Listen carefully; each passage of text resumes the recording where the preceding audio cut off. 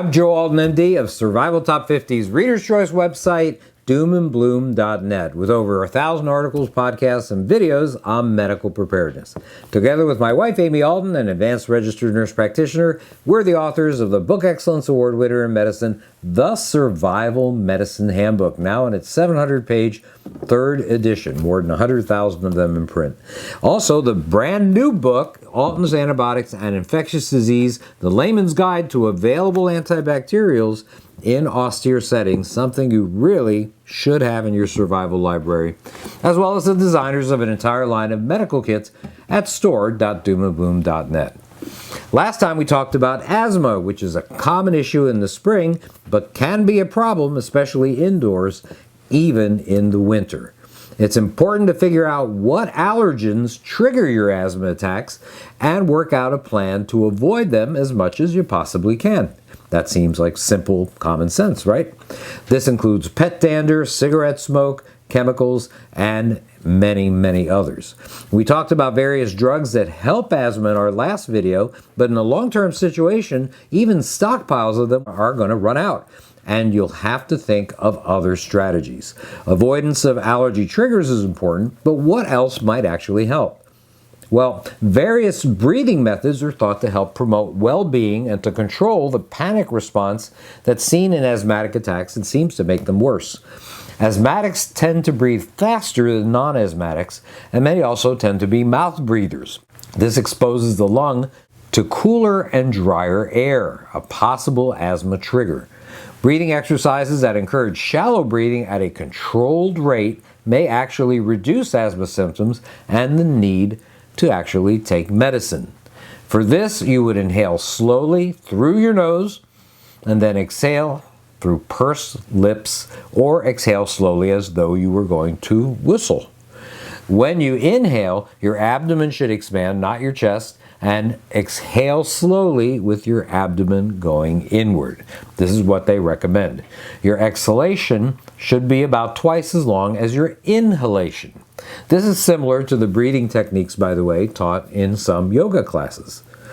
Acupuncture is also thought to have some promise as well in treating the condition of asthma if it's in the hands of skilled individuals. Don't let people poke you with needles if they don't know what they're doing.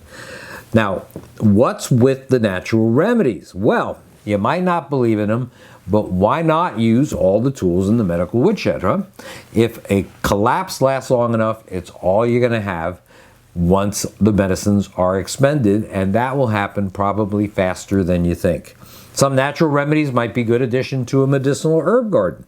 There are actually quite a few substances that have been reported to be helpful, some of them just anecdotal testimonials, but others have some science behind them. Many of these, of course, will require further research to be able to corroborate the amount of effect they would have on a major asthma attack. So I don't want you to throw out your standard medications. I want you to keep them.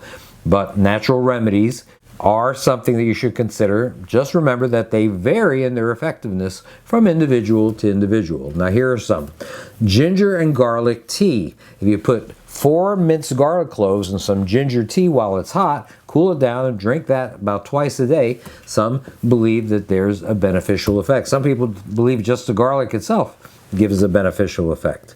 Other herbal teas include ephedra, coltsfoot, butterbur, nettle, chamomile, and rosemary. All of these have anecdotal evidence that they may actually improve an asthma attack. Coffee, now that actually may have a little bit of science behind it. Black unsweetened coffee is a stimulant that might make your lungs function better when you are having an attack. And interestingly, coffee is somewhat similar in chemical structure to the asthma drug theophylline.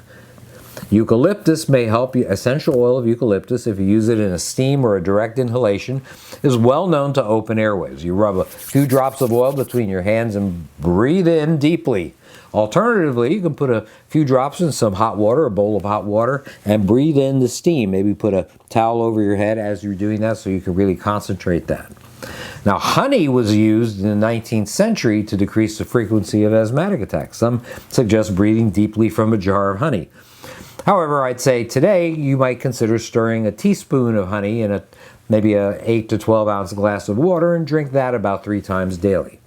Turmeric is another option. If you take 1 teaspoon of turmeric powder and about 6 to 8 ounces of warm water about 3 times a day, it might decrease the frequency of your attacks. Licorice and ginger mixed together, about a half a teaspoon of each in a cup of water, may also help.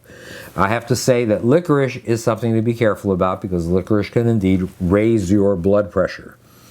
Black pepper, onion, and honey in combination. A quarter cup of onion juice with a tablespoon of honey after adding maybe an eighth of a tablespoon of black pepper. Wow, I'm not looking forward to trying that one, but people say that that works as well. A mustard oil rub might be helpful. If you mix mustard oil with camphor, rub it on your chest and back. There are some people that claim that it gives quick relief.